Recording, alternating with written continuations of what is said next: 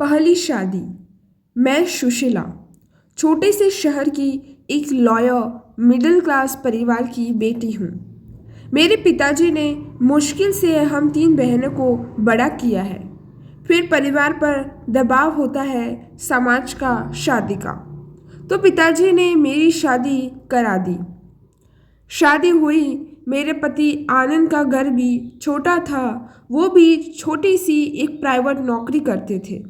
वो truck driver थे। माल लाने ले जाने में अक्सर वह दूर दूर जाते थे।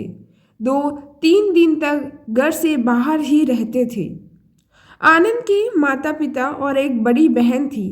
बड़ी बहन की शादी तो हो गई थी, लेकिन कुछ मनमुटाव के चलते वो अभी हमारे साथ ही रहती हैं। सही बात तो मुझे नहीं बताई, लेकिन मैंने ज़्यादा पूछा भी नहीं। मैं अक्सर घर में रहकर घर का काम करती थी। इतना मुश्किल नहीं था, क्योंकि काम तो मैं मेरे घर भी किया करती थी। पति भी अच्छा है। मुझे लगा कि अब इस घर से मेरा भाग्य जुड़ गया है, लेकिन मैंने जो सोचा वो नहीं हुआ। शादी के ठीक 6 महीने बाद ही मेरे पति का एक्सीडेंट हो गया। जैसे ही यह खबर आई, मैं बेसुध होकर जमीन पर गिर गई, और जब मैं होश आई तब तक सब कुछ हो चुका था। जो आप सोचते हो ऐसा कभी होता नहीं है।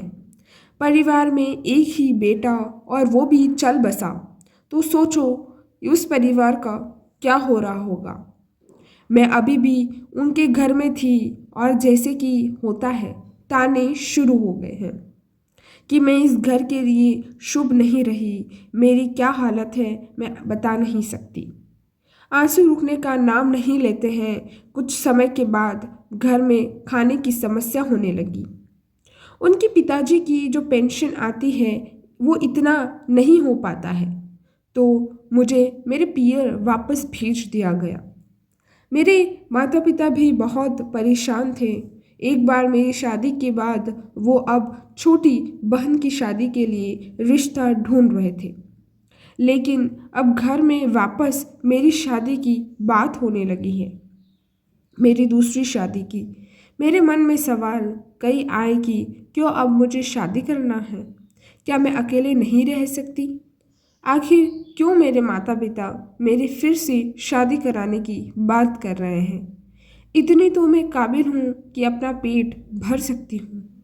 यह बात मैंने मेरी माँ से की। वो बोली, बेटा, हम और तेरे पापा कितने दिन के हैं, हमें तुझ पर तो पूरा भरोसा है, पर बेटा दुनिया का क्या करें। माँ की बात मैं पूरी समझी नहीं, लेकिन इतना तो पता है कि माँ बाप हमेशा अपने बच्चे को भला ही सोचते हैं। समाज में बात तो फैल ही गई थी, इसलिए कोई रिश्ता नहीं मिल रहा था। लेकिन फिर मम्मी ने बताया जीवन जी के बारे में। उनकी 7 साल की एक बच्ची है। उनकी पत्नी का भी स्वर्गवास हो गया है। उनकी एक दुकान है। घर में उनकी माता और एक बच्ची है। मम्मी मुझे बोली कि बेटा तू अगर माने तो हम तेरी शादी फिर से इनसे करा दें। मुझे पता चला था कि मम्मी पापा नहीं मानेंगे, इसलिए मैंने हामी भर दी। फिर एक बार मैंने शादी कर ली। ज़िंदगी की यही अजीब बात मैंने देखी कि अब आप बहुत कुछ सोच कर रखते हो तब वैसा नहीं होता है, और जब कुछ नहीं सोचते तब अच्छा होता है।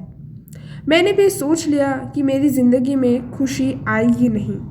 मैंने सोचा था कि मैं जहाँ जाऊँगी मुझे दुख मिलेगा। यह मानकर ही मैंने शादी की, लेकिन ऐसा नहीं हुआ। जीवन जी के घर में मुझे अजीब सी शांति लगी। बच्ची कृति बड़ी प्यारी थी। जब मैं आई तब से मुझसे चिपके रहती है। नई मम्मी बोल के सास का थोड़ा ख्याल रखना पड़ता है, बीमार रहती है। जीवन जी ने तो अभी तक शायद मेरा चेहरा भी ठीक से नहीं देखा। मैं समझती हूँ हम दोनों का एक ही दर्द है, इसलिए मैंने भी उन्हें कुछ कहा नहीं। सिर्फ घर का काम और बच्ची, यही ही मेरी ज़िंदगी हो गई है। समय में बड़े ताकत होती है। समय सबसे बड़ा महरम है। धीरे धीरे सब कुछ ठीक करता रहता है। जाने वाले याद तो आते हैं, लेकिन समय फिर हमें भरता रहता है। मेरी दूसरी शादी को अब 2 साल हो गए हैं और मेरी दोनों बहनों की शादी अब होने वाली है। अब वो फिर उभर रहे हैं। ज़िंदगी फिर पटरी पर आ रही है। हंसी चुपके से आ रही है। जो होना होता है उस पर हमारा कोई जोर नहीं होता है, पर उस समय अपने आप को संभालना बहुत ज़रूरी होता है। आप बस आगे बढ़िए, ज़िंदगी और भी मौके देती है खुश रहने के। अभी इस समय बुरा हो तो सब कुछ खत्म, ऐसा नहीं सोचिए। पन्ना पलटिए और आगे देखिए, देखते जाइए, कुछ अच्छा होगा। आज की कहानी गाइज यहीं ख़त्म होती है। आपको ये कहानी कैसी लगी ये ज़रूर बताइएगा। एक लाइक शेयर सब्सक्राइब ज़रूर करिएगा। Thank you.